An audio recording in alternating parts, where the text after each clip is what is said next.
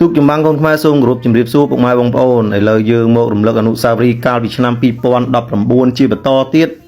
នៅក្នុងថ្ងៃទី1បាទថ្ងៃទី1ដែលស្រីម៉ៅក្រាំងយើប៉ះជាមួយនឹងក្អែកសស្រីម៉ៅក្រាំងយើស្ថិតនៅក្នុងខ្សែទឹកខាងក្នុងចំណែកឯក្អែកសស្ថិតនៅក្នុងខ្សែទឹកខាងក្រៅយើងឃើញថាការចាប់ចេញមកនេះគឺគេហៅថាទន្ទឹមម្ដងម្សងទេប៉ុន្តែបើយើងកលេចមើលទៅគឺស្រីម៉ៅក្រាំងយើចាប់ផ្ដើមដកខ្លួនចេញអំពីក្អែកសហើយបាទហើយយើងមើលទៅស្ទើរតែមិនឃើញទេដោយសារគាត់ពាក់ឯកសណ្ឋានពណ៌សដូចគ្នាបាទប៉ុន្តែទូកដែលកំពុងតែរំកិលខ្លួនមកខាងមុខនេះគឺជាស្រីម៉ៅក្រាំងយើហើយបាទ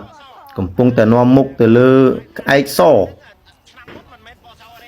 ចឹងយើងអាចនិយាយបានថានៅក្នុងជើងទី1ថ្ងៃទី1ស្រីម៉ៅក្រាំងយើគាត់ធ្វើបានល្អមែនទែនគឺគាត់នាំមុខដាច់ឆ្ងាយពីក្អែកសឆ្ងាយណាស់បាទនេះហើយបាទគឺជាថ្វីដៃនៃការអុំរបស់បងចំណុះទូកស្រីម៉ៅក្រាំងយើកាលពីថ្ងៃទី1ឆ្នាំ2019បាទឈ្នះដាច់បាទឈ្នះដាច់ពីក្អែកសតែម្ដងបាទដាច់ច្រើនទូកណាបាទស្រីម៉ៅក្រាំងយើធ្វើបានល្អមែនទែននៅថ្ងៃទី1ហើយនៅក្នុងថ្ងៃទី1នេះផងដែរនៅជើងទី2គឺអត់មានវីដេអូរបស់ស្រីម៉ៅគាត់គេថាប្រកួតទេប៉ុន្តែគាត់ប្រកួតជាធម្មតាគ្រាន់តែថានៅពេលដែលដល់គូស្រីម៉ៅគឺសម្ដេចអគ្គមហាសេនាបតីតេជោដូចជាគណៈប្រតិភូគឺគាត់អញ្ជើញយើងមកទស្សនាហ្នឹងក៏វីដេអូហ្នឹងគេចាប់ប្លង់ទៅខាងគណៈប្រតិភូទៅហើយនៅជើងទី2គឺស្រីម៉ៅក្រាំងយើនៅតែបន្តយកឈ្នះក្អែកសដដែលទេអញ្ចឹងថ្ងៃទី1គឺស្រីម៉ៅក្រាំងយើឈ្នះទាំងពីរជើងសូមអរគុណនិងសូមជម្រាបលាទូកចម្បាំងកូនខ្មែរសូមគោរពជម្រាបសួរពុកម៉ែបងប្អូនឥឡូវយើងក៏លេខមកមើលអនុស្សាវរីយ៍កាលពីឆ្នាំ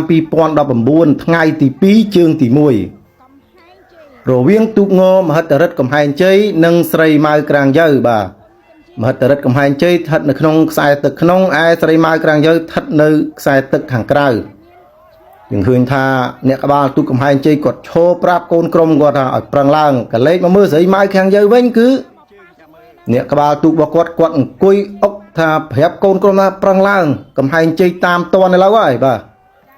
ហើយកំហែងជ័យបាទគាត់ប្រឹងមែនទេបាទកំពុងតែតាមយ៉ាងប្រកៀកប្រកិតជាមួយនឹងស្រីម៉ៅឯបាទចឹងនៅក្នុងជើងទី1នេះរវាងកំហែងជ័យនិងស្រីម៉ៅគឺមានភាពតានតឹងបាទ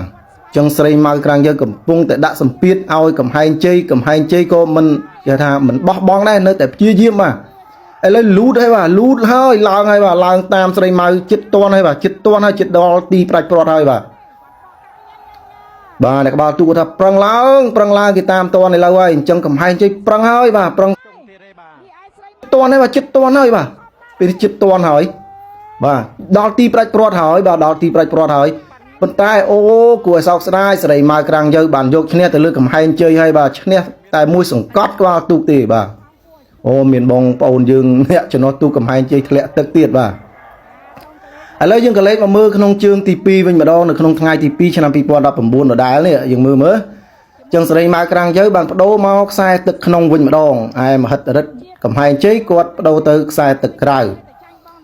ឡូវអ្នកក្បាលទូកស្រីម៉ៅក្រាំងយើគាត់ដូររបៀបដឹកនាំម្ដងហើយគឺគាត់ងើបឈរវិញម្ដងកាលពីជើងទី1គាត់អង្គុយបាទគាត់ឈរបាទងូកប្រាប់កូនក្រុមថាប្រឹងឡើងជើងទី2ហើយផ្ដាច់បានទេមើលទៅបាទចឹងកំហែងជ័យនេះក៏មិនបធូរបថយដែរប្រឹងមែនទេបាទប៉ុន្តែយើងឃើញហើយគឺស្រីម៉ៅសុំផ្ដាច់ហើយបាទចំណែកឲ្យជើងចវារបស់ស្រីម៉ៅក្រាំងយើសំនឹងពិធីការនីគាត់តែងតែនិយាយថាគាស់ទឹកសំពងប្រងព្រាតនោះបាទ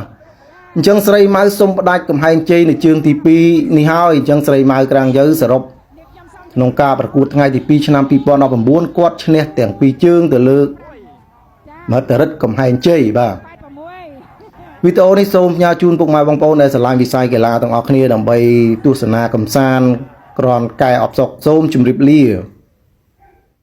ទូកចម្បាំងកូនខ្មែរសូមគោរពជម្រាបសួរពុកម៉ែបងប្អូនឥឡូវយើងរំលឹកអនុស្សាវរីយ៍ឆ្នាំ2019ដដែល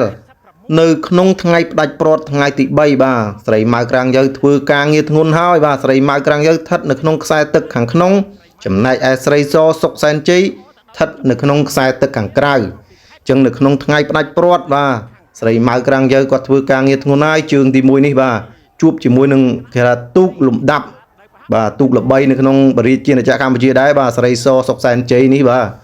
ឥឡូវយើងឃើញថាស្រីម៉ៅក្រាំងយើបាទអ្នកក្បាលទូកអង្គុយលឹតជង្គង់បាទច្អល់ទៅគោលដៅថាឲ្យប្រឹងឡើងបាទចិត្តដល់ទីផ្ដាច់ព្រាត់ហើយបាទហើយយើងមើលថាទូកនេះគឺបដំប្រសងគ្នាទេប៉ុន្តែស្រីម៉ៅក្រាំងយើឈ្នះប្រហែលជា6 7ខ្ទង់ដែរបាទឥឡូវយើងឃើញថាជើងទី1ថ្ងៃផ្ដាច់ព្រាត់គឺស្រីម៉ៅក្រាំងយើបន្តធ្វើបានល្អមែនទែនគឺឈ្នះទៅលើស្រីសសុកសែនជ័យឥឡូវយើងបន្តទស្សនាចូលដល់ជើងទី2ថ្ងៃទី3ថ្ងៃផ្ដាច់ព្រាត់បងប្អូនបានឃើញមិញហើយបាទគឺសម្ដេចអង្គុយគយគុណទស្សនាសំណប់ចិត្តរបស់គាត់គឺស្រីម៉ៅក្រាំងយើនឹងហើយបាទតំបន់អភិវឌ្ឍដែលសម្ដេចលោក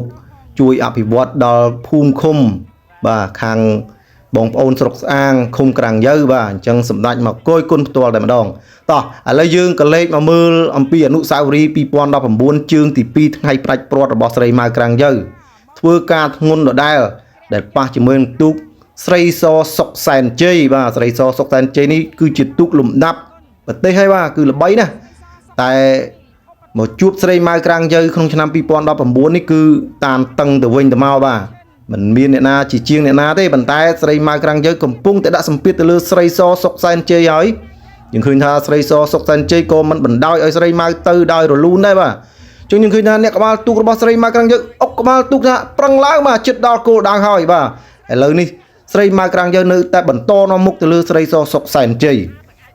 យើងឃើញថានៅក្នុងថ្ងៃផ្ដាច់ព្រាត់នេះគឺស្រីម៉ៅធ្វើការងារធ្ងន់មែនទែនបាទគឺប៉ះជាមួយធីមទូកល្បីបាទ